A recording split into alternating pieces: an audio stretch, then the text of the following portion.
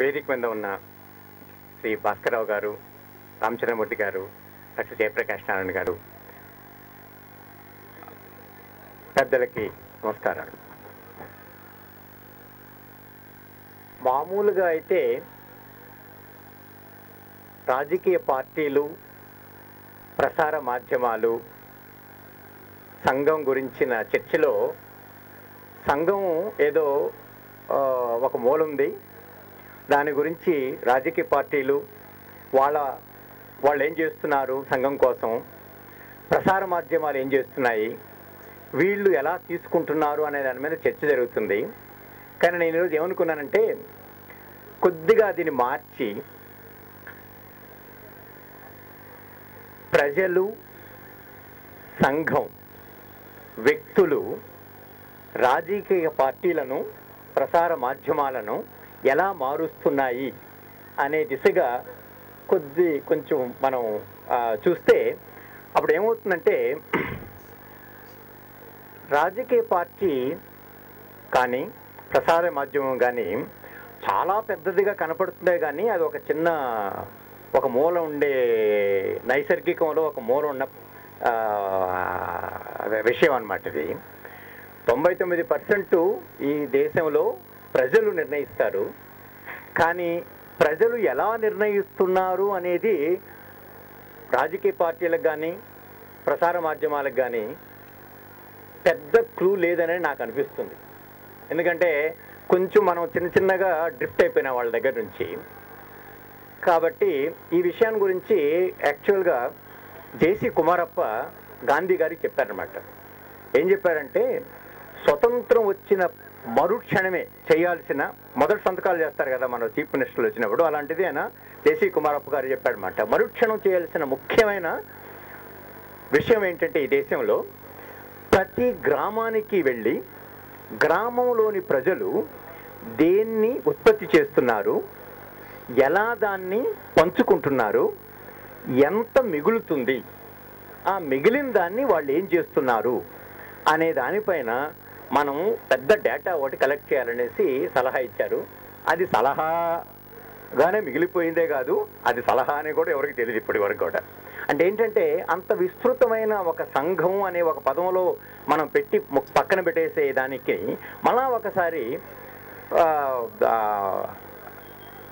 తరిచి చూస్తే దాంట్లో రకరకాల శ్రేణులు, రకరకాల కోణాలు, రకరకాల మనుషులు, చాలా విభిన్నమైన దృక్కోణాల నుంచి చూసే అవకాశం ఉందనే దీంతో నేను అనుకుంటానంటే ఇప్పుడు ప్రజలు, సంఘం, వ్యక్తులు ప్రసార మాధ్యమాల మీద, రాజకీయ పార్టీల మీద ఎలాంటి ప్రభావాన్ని చూపుతున్నాయి, తద్వారా ఎలాంటి మార్పులు జరుగుతున్నాయి, అవి మంచివా చెడ్డవా అనేది తర్వాత నిర్ణయించుకోవచ్చు, చర్చలో రావచ్చు. ఈ దిశగా అనేక మంది మిత్రులు ఇక్కడ కలుస్తూ సంభవించింది. ముఖ్యంగా మా చిరకాల మిత్రుడు డాక్టర్ ఏజీ కృష్ణమూర్తి, వారి సతీమణి, అట్లాగే వరదాచారి గారు, ఉదయవర్లు, ఇంకా చాలామంది మిత్రులు, విజయ్ కుమార్ గారు, మీ అందరికీ నా నమస్కారాలు. నేను ఎక్కడ వెళ్ళినా కానీ బుక్ ఎగ్జిబిషన్ జరుగుతుంటే ఎన్ని పనులు ఉన్నా కానీ తప్పకుండా పక్కన పెట్టి ఆ బుక్ ఎగ్జిబిషన్ సందర్శించడం జరుగుతుంది. ఎన్నో నేర్చుకుంటాం. పుస్తక ఎగ్జిబిషన్ని ప్రమోట్ చేయడం చాలా ముఖ్యమైనటువంటి అనేది భావిస్తాను నేను. అట్లాగే ఈరోజు నేను ఢిల్లీ వాసిని. ఢిల్లీలో మోర్ దాన్ 53 years నుంచి ఢిల్లీలో ఉంటున్నాను. ఇక్కడ వాళ్ళు సంభవించడం వలన ఇది నన్ను పిలిచారు. నేను ఇది was not expecting. But I think Raju garu చెప్పినట్టుగా ఆ మార్పు ఈ శీర్షిక ఇవాళ జరిగే చర్చ అంశంలో మార్పు చాలా చక్కగా మంచిది. అది సందర్భం సంబంధించిన ప్రజలు, సంఘం, వ్యక్తులు అనేది ప్రసార మాధ్యమాలు, ఈ 4 గురించి మాట్లాడుకుంటాం చాలా అవసరం ఈరోజు ముఖ్యంగా. ఎందుకంటే నేను గత దాదాపు 40 సంవత్సరాల నుంచి ఈ శీర్షికలకు సంబంధించిన విషయాల మీద పరిశోధన చేస్తాం. దేశంలో అనేక చోట్ల జరుగుతుంది, 29 రాష్ట్రాల్లో. ప్రతి ఎలక్షన్లోనూ ప్రతి మూమెంట్స్ ఏది జరిగినా సాంఘికంగా కానీ ఎకనామిక్గా కానీ జరుగుతుంది. ముఖ్యంగా వాటిని సంక్షిప్తంగా 5 నిమిషాల లోపే చెప్పేసి నేను కొంచెం అందరూ మీరంతా జయప్రకాష్ నారాయణ గారిని వినడానికి వచ్చారు. ఎందుకంటే ఆయన మాట్లాడితే అంత అమోఘంగా అంత అందరిని ఆకర్షించే విధంగా ఉంటుంది. కాబట్టి అది మొట్టమొదటిది ఏమిటంటే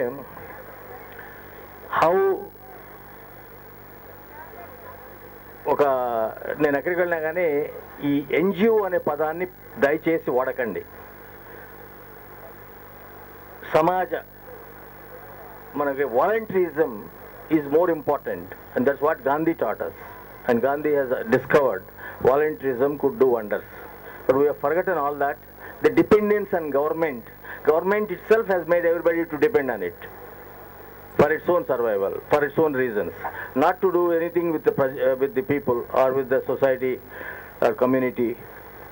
So that first thing ఏంటంటే we ప్రజలు సమాజం ప్రభుత్వం మీద ఆధారపడతాం. ప్రభుత్వం అందరినీ ఆధారపడేటట్టుగా చేస్తాం ప్రతి విషయంలోనూ. దీని నుంచి ఎట్లా ఈ బాధ నుంచి ఎట్లా తప్పించుకోవాలని ఆలోచిస్తే ప్యాసివిజం ఇండివిజువల్స్లో కానివ్వండి లేకపోతే సమాజంలో కానివ్వండి ఎక్కువగా కనబడతా మనకెందులే అనేటువంటి భావాన్ని మొట్టమొదటి నుంచి డాక్టర్ జయప్రకాష్ నారాయణ గారు ఎక్కడికి వెళ్ళినా కానీ చెప్పే విషయాల్లో ఇది ఒకటని అనుకుంటున్నాను నేను. ఈ ప్యాసివిజం నుంచి ప్రజల్ని యాక్టివిజంలోకి మార్చకపోతే నాకు గుర్తుంది ఏజీ కృష్ణమూర్తి గారు ఒక ప్రోగ్రాం పెట్టారు 1983లో అనుకుంటాను, కన్స్యూమరిజం మీద. ఆయన రీసెర్చ్ చేసి ఆ ప్రోగ్రాము ఎఫెక్ట్ని అంటే ప్రజల్ని ఏ విధంగా చైతన్యం చేయొచ్చు కన్స్యూమర్స్ని. His concern at that time was consumers. ఆవిడ పేరు ఏంటి, ప్రియా, ఎస్. దాని మీద నేను నెక్స్ట్ మంత్ ఒక పుస్తకం వస్తుంది ఏజీకే, దాంట్లో రాశాను ఆ సంఘటన. అంత మంచి కార్యక్రమం చేస్తే దాన్ని ఒక్కళ్ళు కూడా ఒక ఛానల్ కానీ ఒక పత్రికలు కానీ దాన్ని ఫాలో అప్ చేయలే. దానికి కారణం ఏంటంటే there is a big gang up in the society. ఈ consumerism is the basic root cause for all that. So దాని గురించి నేను ఇప్పుడు మాట్లాడదలుచుకోలేదు. ఫస్ట్ ఏంటంటే how to get away from the government clutches. Individual, society, community has to play much bigger role than what it is today. That's the first thing. The second ఏమిటంటే media, ప్రసార మాధ్యమాలు. ఈ ప్రసార మాధ్యమాల గురించి కూడా మాట్లాడాలంటే నాకు చాలా టైం పడుతుంది. ఇవాళ రిలీజ్ విజయ్ కుమార్ గారు ముఖ్యంగా ఆయనకు ధన్యవాదాలు తెలియజేయాలి. ప్రసార మాధ్యమాలను ఏ విధంగా మార్పు తీసుకురావాలి ప్రసార మాధ్యమాల్లో అనే దాని మీద ఒక పుస్తకం రిలీజ్ అవబోతోంది ఇప్పుడు ఈ కార్యక్రమం తర్వాత విజయ్ కుమార్ గారు ఆధ్వర్యంలో. ఇది ముఖ్యంగా ఏమిటంటే వాటి ఒక media has been hijack, media has got into a trap. There are too many fallacies perpetuated by interested groups, which includes political parties, business, industry, etc. But we can't blame any of them. The solution has to come from people themselves, the society. If you see something good, if you don't say it's good, then you can't blame them. If you see something which is bad, if you don't say that it is not good or it's not appropriate, if you don't say about it, then you can't blame them. So that movement has to come from the people, from the individuals, from the society, from the community. They have to come up with solutions, organize themselves and come up. So this model which Vikram Sarabhai and many others have thought about has to be revived, and we need to bring it back. This Indian TV or Indian media has to what it was originally. We need to restore it. Only then we can. Third is రాజకీయ పార్టీలో జయప్రకాష్ నారాయణ గారు మొట్టమొదటి నుంచి ఆయన చెప్తున్నది మార్పు within has to come from within.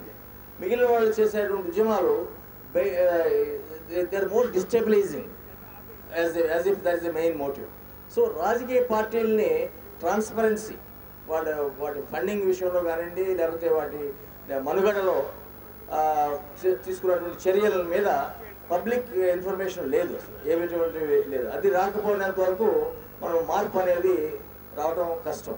కాబట్టి ఈ individual citizen has to play much bigger role than what it is. అందుకనే జయప్రకాష్ నారాయణ గారి ఈ మధ్యన తీసుకున్న సురాజ్యం అనేటువంటి ఉద్యమం నేను ప్రత్యేకంగా ఆ రోజు వచ్చి దాంట్లో కూడా కొద్దిసేపు పాల్గొనడం జరిగింది. ఎందుకంటే that is one good idea, good way of taking sensitizing public, not only public, the political parties. That's why all political parties have come, but I don't know what is going to be the follow-up of that and how they are going to there is a criticism outside I want to convey to Dr. Jayaprakash. వీళ్ళంతా Botsa, I don't want to take the names, వీళ్ళంతా వచ్చి ఆయన పక్కన కూర్చుంటే ఆయన చెప్పేదానికి ఇంకా ఎట్లా ఉంటున్నారు. But that is what his one of his basic principle, fundamental principle is that మన ఏదో మన పురాణాల్లో సామెత కూడా ఉంది, వాళ్ళందరూ unless you deal with them and if you start alienating from them, then how do you bring the change? So that's a good moment he has taken up. He has taken up many other moments. This is also one of the good moments that, but it need to be taken forward. So I think the మార్పు అనేది అవసరం. అట్లా ఎట్లాంటి మార్పు అనేది ముందు ముఖ్యంగా ఈ కన్స్యూమరిజం నుంచి మనం తట్టుకోలేనంత వరకు మార్పు వచ్చే మార్పు సమాజానికి అనుకూలంగా జేసీ కుమారప్పన్ గారి గురించి మెన్షన్ చేశారు. He was father of the Indian planning. JC Kumarappa, Agarwal వీళ్ళంతా కూడా ప్లానింగ్ కాన్సెప్ట్ గురించి ముందే స్వాతంత్రం రాకముందే పుస్తకం రాశారు. ఎట్లాంటి మనం ఉండాలనేటువంటి మన ఏ విధంగా మన దేశ అభివృద్ధికి ఏ విధంగా ప్రణాళికలు వేసుకోవాలనే దాని మీద వాళ్ళు ఎంతో దీర్ఘంగా ఆలోచించి చెప్పారు. అన్నీ మనం అసలు మర్చిపోయే పుస్తకాలు కూడా దొరకట్లేదు ఇప్పుడు. I remember reading it early late 50s. Jesse Kumar Par, wonderful way he has started that book. I think right to Vijay Kumar గారు మీరు ఆ పుస్తకాన్ని మళ్ళీ ఒకసారి తెలుగులో ప్రింట్ చేస్తే బాగుంటుంది. కాబట్టి మార్పు అనేది అవసరం. మార్పు ప్రభుత్వం నుంచి పార్టీల నుంచి రాదు, వాళ్ళు తీసుకొస్తారనేది మనం ఆశ పెట్టుకుంటే అది జరిగేది కాదు. ప్రజలే దానికి సమాధానం, ప్రజల నుంచే సమాధానం, సమాజం నుంచే సమాధానం రావాలి. సమాజం నుంచే సమాధానం. ఈ మార్పు సరైన రీతిలో ప్రజలకు అనుకూలంగా, భవిష్యత్తుకు అనుకూలంగా, భవిష్యత్తుని దృష్టిలో పెట్టుకోకుండా ఈ సంవత్సరం బడ్జెట్ లేకపోతే ఈ ఎన్నికలు దృష్టితో కనుక కార్యక్రమాలు ప్రణాళికలు వేసుకున్న జరిగితే దానివల్ల మనకి మార్పు అంటూ వచ్చే మార్పు మనకి అనుకూలంగా ఉండదు. కాబట్టి మనంతా కలిసి ప్రజలు individually as a groups, as a voluntary groups, community as a whole should take the initiative back to their hands. Thank you very much. గురించి కానీ రాజకీయం గురించి చర్చ చేసినప్పుడు ఈ పార్టీలు ఎంత కుళ్ళిపోయినా, ఇంత అవినీతి ఉంది, మీడియా అంతా ఇంత అశ్లీలంగా ఉంది, జనానికి పనికిరాందంతా ఇస్తుంది, ఇవన్నీ తిట్టుకుంటున్నామా. కానీ రెండు కీలకమైన ప్రతిపాదనలు వారు చేశారు. మొట్టమొదటిది, ఇంత విశాలమైనటువంటి సమాజంలో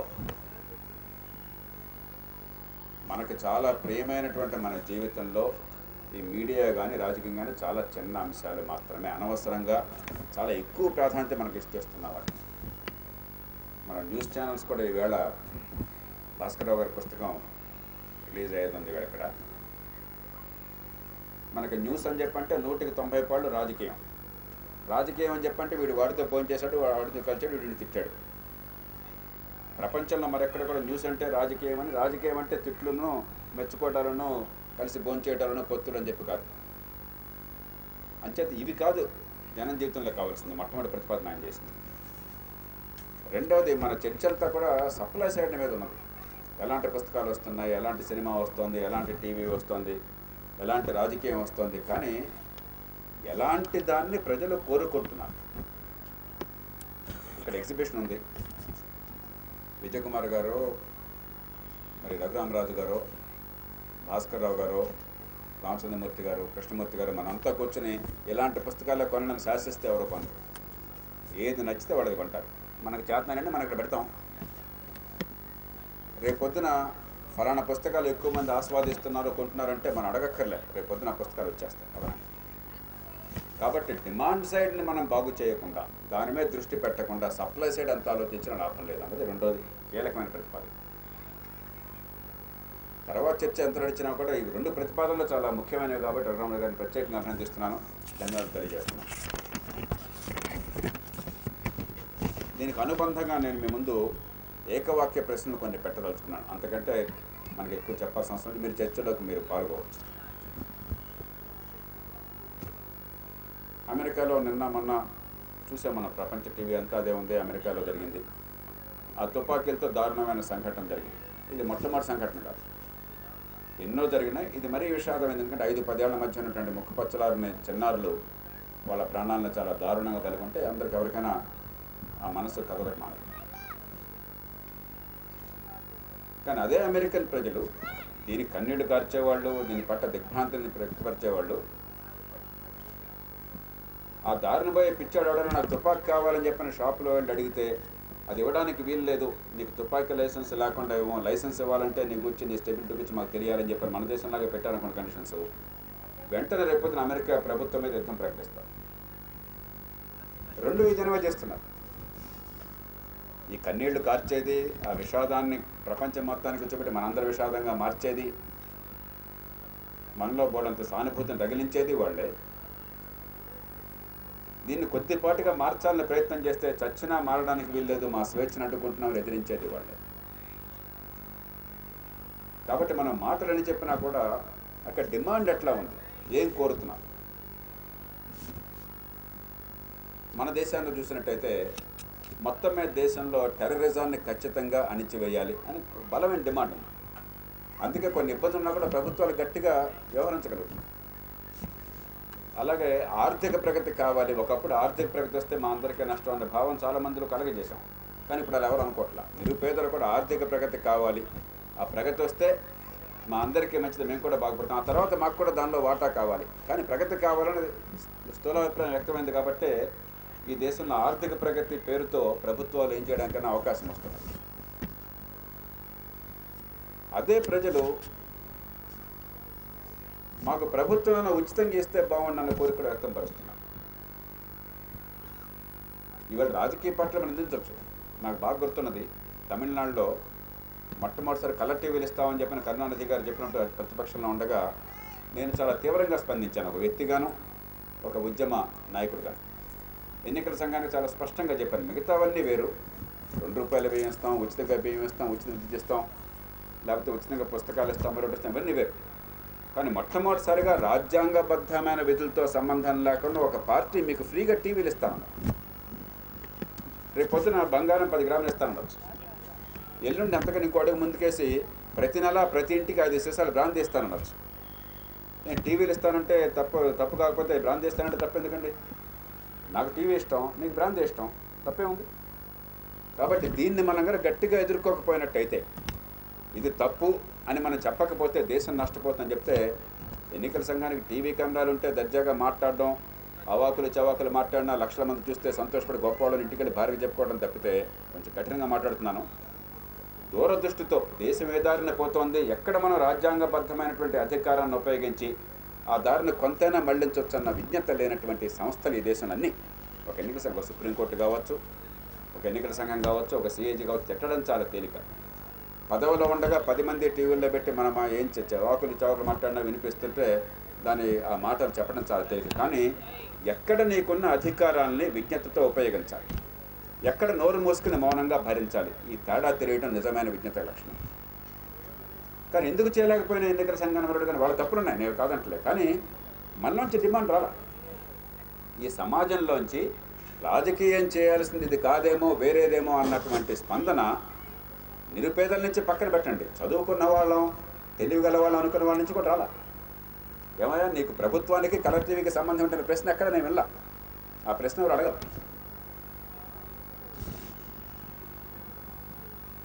అలాగే కులాలు, మన పార్టీల గురించి విపరీతంగా మాట్లాడుతున్నాం. ఖచ్చితంగా పార్టీలు కులాన్ని మతాన్ని పెంచి పోషిస్తున్నదని అనుమానం లేదు. ఇప్పుడు ప్రస్తుతం హైదరాబాద్ నగరంలో పాత బస్తీలో మనందరికీ తెలుసు,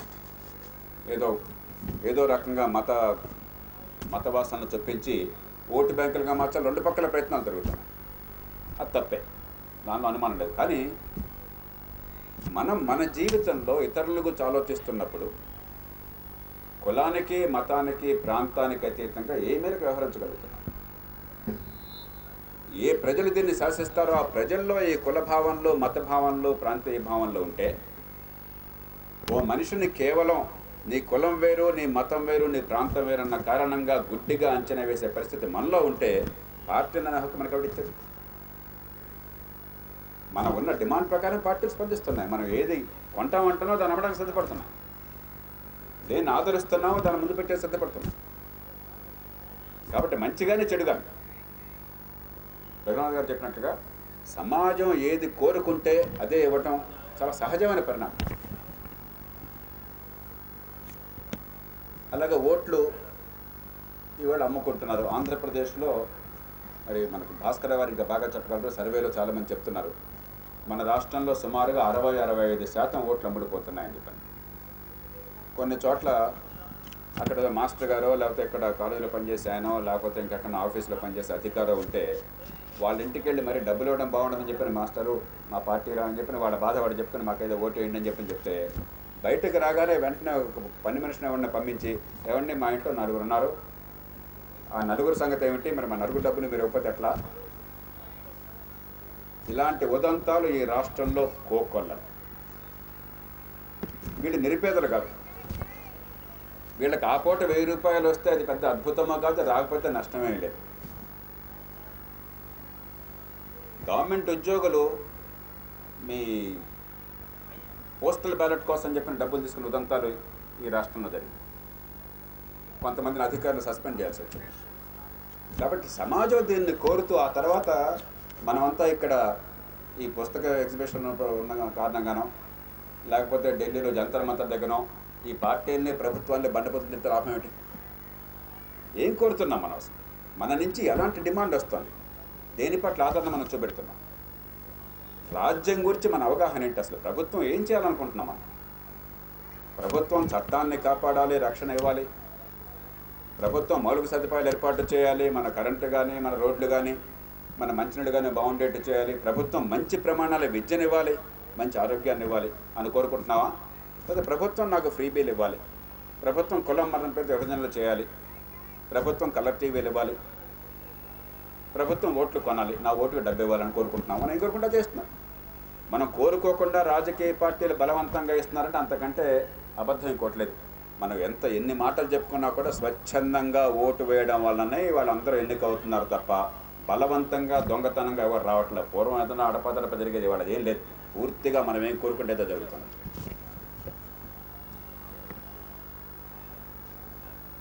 ఇక మళ్ళీ మన వర్గానికి వస్తాను, మధ్యతరగతి వర్గానికి. మధ్యతరగతి వర్గానికి అధికారం మన దగ్గర ఉండాలని కోరిక లేదు, తిట్టిపోయాలని కోరుకున్నాం. తప్పు జరిగితే తిట్టిపోయాలని కోరుకున్నాం. కానీ బాధ్యత తీసుకోవాలి. మన వార్డులో మన వీధిలో మన ఊళ్ళో పనులు జరిగిపోవాలా, అక్కడ దాకా పోవటం ఎందుకు బానిసలాగా అన్న కోరిక మనలో లేదు. నిజానికి మన ఇంట్లో పని మనిషికి మనకి ఒకే రకమైన హక్కు ఉండి వాడికి నాకు ఒకే ఓటు ఉండి మన ఊళ్ళో ఇద్దరం కన్నా మాట్లాడి పని చేయించుకోగలిగితే ఇంకా నా గౌరవం ఉందండి. కలెక్టర్ దగ్గరికి పోవాలంటే నేను ఇంగ్లీష్లో మాట్లాడవచ్చు కలెక్టర్తోనూ, పని మనిషి వెళ్ళలేడు. ఎంఆర్ఓ దగ్గరికి పోవాలంటే నేను ఫలానా అని చెప్పి వెళ్ళొచ్చు, సామాన్యుడు అక్కడికి పోలేడు. కాబట్టి నా ప్రభ వెలగాలని చెప్పంటే నాకు అధికారం వికేంద్రీకరణ, నాకు కేంద్రీకరణ కావాలని కొరకు నీ మాటలు చాలా పరుషంగా అనిపిస్తాయి. మొట్టమొదటిసారి నాతో రఘురామరావు గారి మాట అనిపిస్తున్నారు. మన డిమాండ్ అట్లా ఉంది. మనందరం మంచి అనుకునేది మనం కోరడం, మన మనస్సుల్లో అది మంచి అనుకోవటంలో మనం సమాజానికి మంచి కావచ్చు కానీ మనకు మంచి కాదనుకుంటున్నాం. మన పరపతి నిలబడ్డం బాగుందనిపిస్తుంది. పరిస్థితులు చండాలంగా ఉన్నా, దోమలు కుట్టినా, మంచినీళ్ళు మురుగునీళ్ళు చేరినా పర్లేదు. కానీ అధికారం ఇక్కడికి వచ్చేస్తే, పని ఇక్కడ జరిగిపోతే మనమును సామాన్యులు సమానమైపోతాం, మన గొప్పతనం తగ్గిపోతుందన్న బాధ ఎక్కడ మన మనసులో ఉంది. కాబట్టే దీన్ని మనం సహిస్తున్నాం.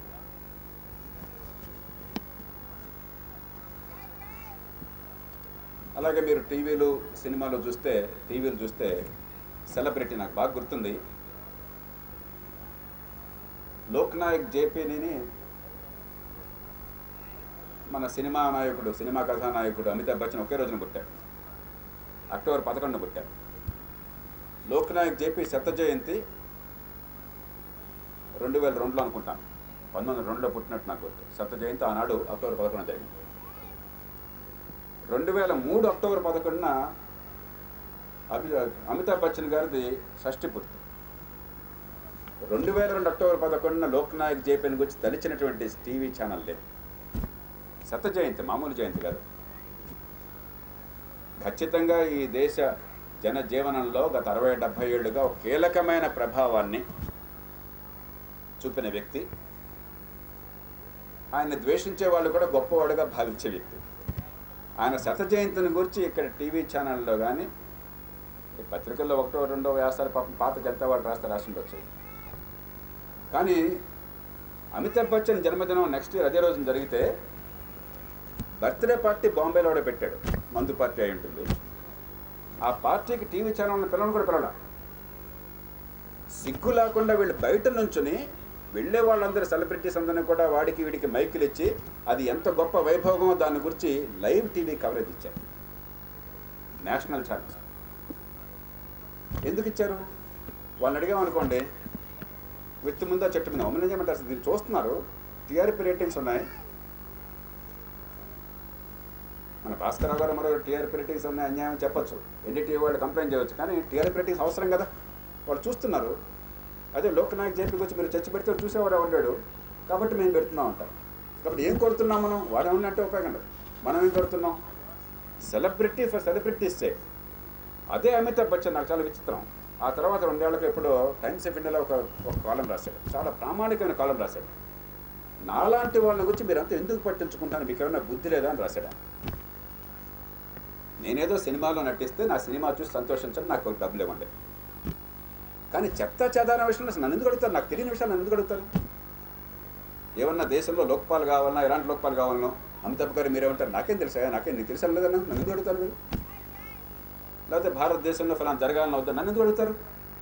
మాకు అంత విలువ ఎందుకు ఇస్తున్నారు మీరు? రాశాడు, చాలా గొప్పగా రాశాడు. నాకు అమితాబ్ బచ్చన్ అంటే చాలా గౌరవం పెరిగింది ఆ కాలం చూశాక. నేను చూశాను, ఎవరన్నా కూడా ఆ కాలంను ఆధారంగా చూసుకుని మళ్ళీ దేశంలో కొంత ఆలోచన పెట్టే ప్రయత్నం చేస్తారని చెప్పని. Absolute silence. అమితాబ్ బచ్చన్ రాసింది దాదాపు టోటల్ నిశ్శబ్దం అంతే. దాని గురించి మళ్ళీ ఒక్క మాట ఒక్క ప్రస్తావన అడిగారు. అదే అమితాబ్ బచ్చన్ షారుఖ్ ఖాన్ తల్లుకున్నారని చెప్పన్నట్టయితే, అమితాబ్ బచ్చన్ కోడలు పురుడు పోసుకుంటుంది అన్నట్టయితే దాని గురించి 100 కాలమ్స్ 1000 ట్విట్టర్లు వచ్చింది. అంటే మనం ఏం కోరుకుంటున్నాం? వాళ్ళ అనే హక్కు మనకి ఎక్కడుంది? మనం ఏం కోరితే వాళ్ళు ఇస్తున్నారు.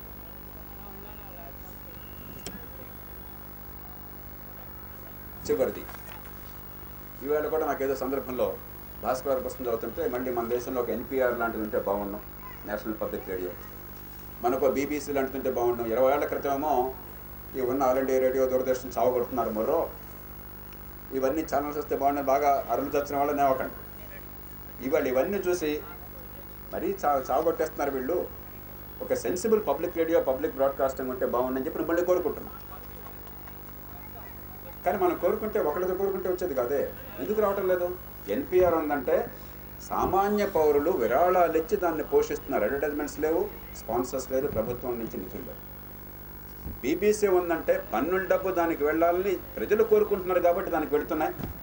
దాన్ని ఆ దేశం కాపాడుకుంటోంది, ఈ ప్రపంచం ఆస్వాదిస్తాం. మనం ఆస్వాదిస్తున్నామా? మనం నిజంగా కోరుకుంటున్నామా? మనం కోరుకుంటే ఖచ్చితంగా ఈ దేశంలో ఒక ఎన్పిఆర్ వచ్చిండే. మనం కోరుకుంటే ఖచ్చితంగా మన దేశంలో మరొక బీబీసీ వచ్చిండే. మనకు ఆ శక్తి లాక్క.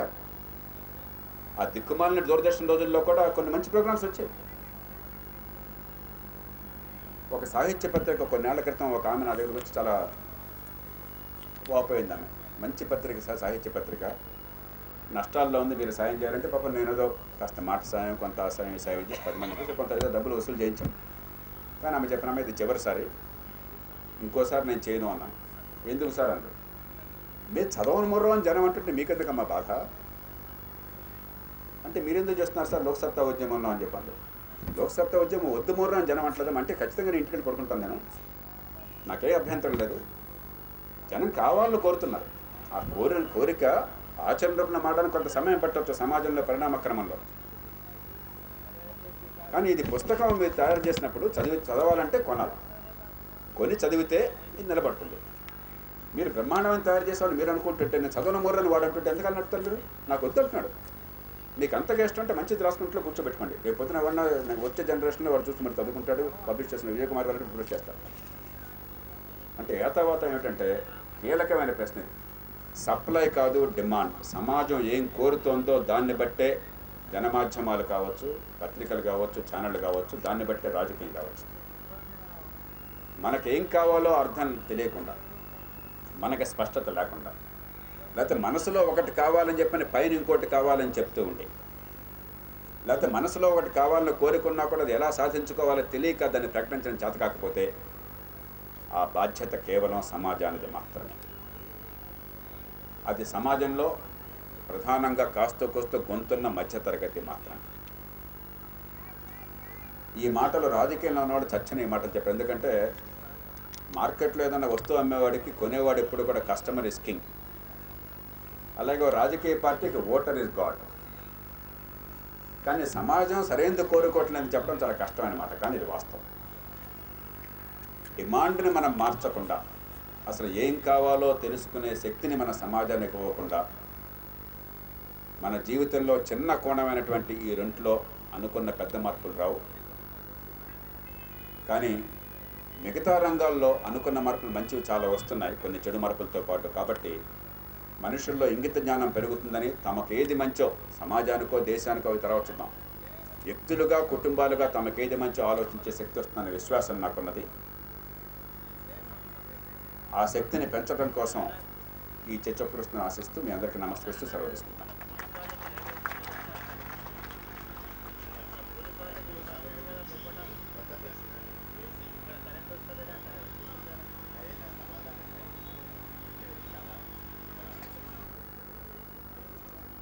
అందరికీ నమస్కారం. ప్రొఫెసర్ రఘురామరాజు గారు సమాజం, ప్రజలు, వ్యక్తులు, ప్రసార మాధ్యమాలు, రాజకీయ పార్టీల గురించి మాట్లాడమని ఈరోజు ప్రతిపాదించారు. కానీ ఈ విషయం గురించి నేను చాలా కాలంగా ఆలోచిస్తున్నాను. మీడియా గురించి మాట్లాడినప్పుడు ముఖ్యంగా టీవీ ఛానల్స్, న్యూస్ పేపర్స్ని తిరస్కరించే అవకాశం ప్రజలకు ఉంది. ఒకటే పేపర్ లేదు, ఒకటే ఛానల్ లేదు. మీరు మంచి కార్యక్రమాన్ని ఆదరించవచ్చు, చెడ్డ కార్యక్రమాన్ని తిరస్కరించవచ్చు. మీరు మంచి పేపర్ అనుకున్న దాన్ని స్వాగతించవచ్చు, మంచి పేపర్ కాదని దాన్ని తిరస్కరించవచ్చు. ఆ తిరస్కార భయం అనేది పేపర్ నడిపేవాళ్ళు కానీ టీవీ ఛానల్ నడిపేవాళ్ళు కానీ ఉంటే, ఈ టీవీ ఛానల్స్ ఇట్లా ఉండవు, ఈ పేపర్ ఇట్లా ఉండవు. అంటే అదేవిధంగా అదే సూత్రం రాజకీయాలు కూడా వర్తిస్తుంది. సత్యం వధ, ధర్మం చెర. ఇప్పుడు మనకి నాయకులు ఎఫ్డిఐ వద్దు, ఎఫ్డిఐ చాలా నష్టము అని చెప్తారు. ఆ పార్టీలు దాని మీద ఓటు పెడితే ఓటు అనుకూలంగా ఓటేస్తాయి, వ్యతిరేకంగా మాట్లాడతాయి, లేకపోతే వాకౌట్ చేస్తాయి, లేకపోతే ఇంట్లో కూర్చుంటారు కొంతమంది. మన ప్రాంతం నుంచి కూడా ఒక పార్టీకి చెందిన 3 రాజ్యసభ సభ్యులు గైర్హాజరయ్యారు. కానీ ఆ పార్టీ మాత్రం ఎఫ్డిఐకి వ్యతిరేకం. మాయావతి గారు చాలా వ్యతిరేకం ఎఫ్డిఐకి, కానీ ఓటింగ్లో పాల్గొన్నారు. ములాయం సింగ్ కూడా బద్ధ విరోధి ఎఫ్డిఐకి, కానీ ఓటింగ్ వేస్తాడు, అనుకూలంగా ఓటింగ్ చేస్తాడు. దీన్ని ఎందుకు ఇట్లా చేస్తున్నారు అని ప్రజలు అడిగినంతకాలం వాళ్ళు అట్లాగే చేస్తారు. మనం ఏదో కులాల వారీగా ఓట్లు వేస్తున్నారు, డబ్బులు తీసుకొని ఓట్లు వేస్తున్నారు అని ప్రజలు నిందించి లాభం లేదు. అట్లా ఎందుకు చేస్తున్నారు? ఇప్పుడు జయప్రకాష్ నారాయణ గారిని మాట్లాడచ్చు, ఎందుకంటే రాజకీయ పార్టీకి నాయకుడు ఆయన చాలా కాలంగా